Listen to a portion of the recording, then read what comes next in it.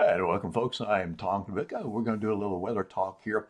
Let's check out these clouds in the sky here with our tower cam view on Alexandria on Texas Street. This is mostly high and a little bit of mid-level moisture there. It's associated with a disturbance aloft, which is quickly moving out of Texas and will be moving through central Louisiana during about the next 6 to 8 hours. And so we're going to see these clouds for a while. Likewise, let's go to another destination to the southeast over toward LeBeau, where we can actually get us something good to eat there at the market and the restaurant. So clouds in that direction. So overhead, you get the idea. I'll play a little satellite loop it a bit so you can see the clouds even better, at least from a satellite viewpoint. So I got a freeze likely tonight and another one tomorrow night. We still need rain, but there's not much in the forecast, and we will be looking into 2026 and see what might happen. All right, so looking at radar, well, as cold as it is, it's kind of a scary looking thing here, but I think what's happening is this is associated with the disturbance aloft in the atmosphere. About 20,000 feet high is where that disturbance is, and it's significant enough to produce some lift in the atmosphere. There's not a lot of moisture, but we are making some clouds out of it. So none of this is reaching the ground that I can tell, and even if it is, it's not going to be enough to cause any problems as far as a wintry precipitation. So I don't think we're going to see anything like that here locally out of this deal. You can see that little fast moving disturbance. See how the clouds are moving fast from the west, southwest to the east, northeast, right through here. And it's actually slipping southward. There's kind of a little jet stream here. And so with that slipping southward, the disturbance itself moving quickly along that jet stream, I think we're going to be out of the woods as far as any surprises in the forecast concerned. And there's that chilly high back up to the northwest. So let's look at Futurecast here for your commute in the morning, looking for less clouds there than we see right now. And so that, again, is going to allow temperatures to chill down. I think it's going to feel like the 20s as you're out with your morning commute with a little wind added to these temperatures that we're expecting. By 5 o'clock, no issues. I should see some pretty sunshine, bright sunshine during the day.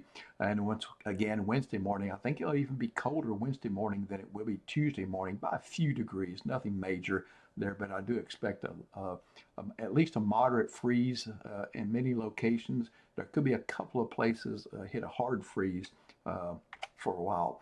All right, let's check things out beyond this Futurecast. Going out of Wednesday into the coming days, kind of looking into the 7-day forecast here. So this is where we're at right now. Extension southward of the cold air. All right, so the fence was broken down by this disturbance right here across southeastern Canada, the Great Lakes, northeastern United States. We're way far away from that, but it was cold enough. It was Canadian air that came in behind that, so it was cold enough to bring a chill even all the way down this way. So let's see what's going to happen. A little disturbance works through. That's kind of what we're looking at tonight and very early Tuesday morning. Then by Friday, we see another little disturbance taking shape in the jet stream right there across the southern plains. And then that one will kind of work through the flow. But there's really no moisture ahead of it to work with. The conditions ahead of that disturbance. What does it have to work with to make weather? And there's not much to it. So I don't think we're going to see anything big as we end 2025 and start 2026. So here are the 7-day numbers. Week 1, okay, I got week 2 coming up in generalities. So the headline to me, 2 freezes, one averaging 30 for a low tonight, 27 for Wednesday morning. We've been colder than that earlier this month, a little bit colder than that. 49, pretty chilly day, but sunshine will help it feel more like in the 50s. And then pretty decent warm up there, a little bit, a couple of degrees above what we typically see on Wednesday. So happy New Year, New Year's Eve there, and New Year's Day on Thursday. We'll continue to see a warming trend after a chilly start there Thursday morning, but most folks, I thought maybe 10% of the folks will see a freeze Thursday morning. And then just once again, a warm trend blast in for a day there on Friday as we peak out in the mid 70s, low in the 50s, 50s and 40s mixture.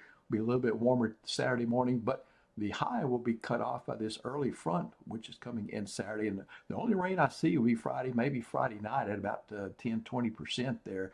So we're not seeing much rain in this forecast, which we need.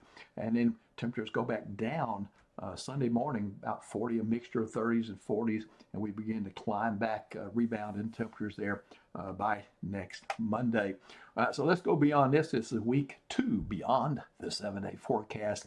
So typically we see for Cenla 39 and 59 large area, most of the country expected to be above their seasonable benchmarks for January 6th through 12th.